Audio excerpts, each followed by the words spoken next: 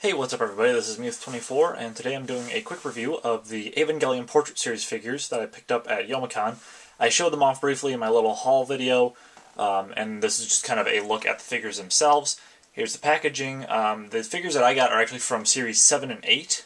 There's, other series of figures, and I think there's like 5 figures per series. Some of them do overlap because you have, like, different poses for the same character.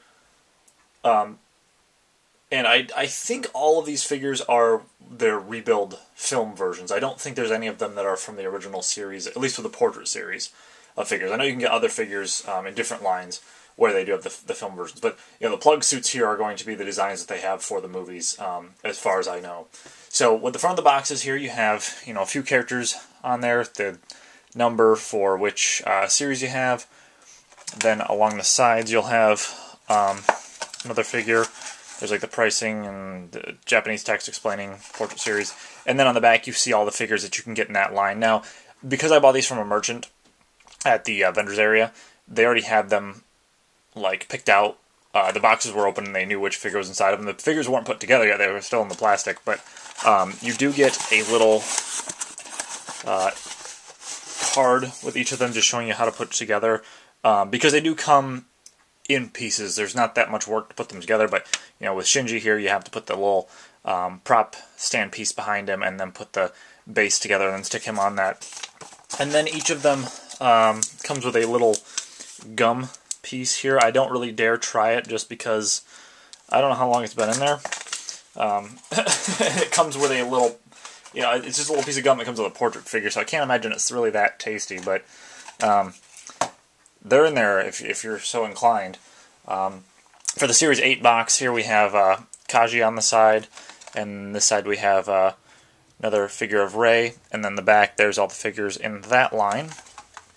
Obviously this box is the same as I already showed you.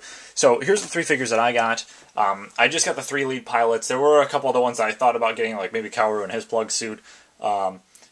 But ultimately, I just went with these ones, and I really liked Shinji's here on the rocks because it reminded me of the Death and Rebirth poster. So basically, I got Shinji on the rocks there, Rei sitting down, and then Asuka kind of leaning on that panel there. Looking at each of them individually, Shinji here is obviously standing up. Some nice colors on his plug suit. I like the way that his hair and face is sculpted there. I also like the fact that with these figures you have mostly like a flat color for the plug suit, but then like you'll have little metallic bits here and there that just kind of stand out a little bit.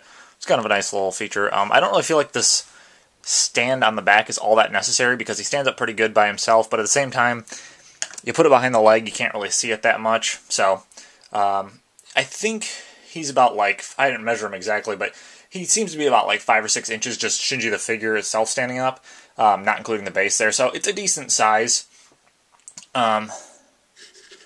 For Rei, there's a little bit more detail that stands out on hers, at least I think, because you have all these different colors over the shoulders there and down the arms, and the fact that it's got the striped look to it. I really like the color apps on her figure. I do notice there's a little bit of bleeding outside the lines here on the shoulders. Nothing too major, but just if you're super nitpicky about that, something to be aware of. I do feel like these proportions are a little bit weird in some cases. I mean, that's kind of just how anime characters are in general. But they do look kind of funky up close. It's not that big of a deal from a distance, but if that's something that you're concerned about. I know there's other lines with larger figures that cost a little bit more, but might be slightly more accurate there. And these are made of like a soft plastic material, so that's another thing to consider, is if you want something a little bit more sturdy and firm, the more expensive figures tend to be made of harder plastics. These are all fixed poses, by the way, the ones that I picked up, so that's why they have the different versions of them, is that you can pick which pose you want, or if you're doing a lucky draw sort of a thing, just buying them at random, you'll get what's in the box. Here again, this is I think great example of the metallic paint color there, just standing out on the chest on Asuka.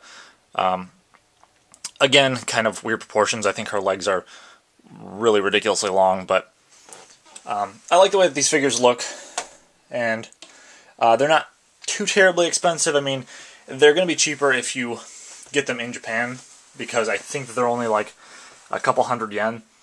Yeah, it looks like 450 on the side of the box there, but because of the import price hike and the fact that they're being sold by vendors that need to make some sort of profit, I spent, I think, like 14 a piece on these. So, they're a little bit more expensive stateside. I think I've seen them on Amazon for around that price range too, if you want to look into getting them.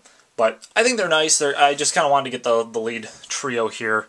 And I don't own any other Eva figures that are of the pilots. Like, I own the model kits for the Eva units themselves, but I thought this was kind of a cool little addition to make to my Evangelion collection. So that's pretty much it for this review, and with that, I will see you guys next time.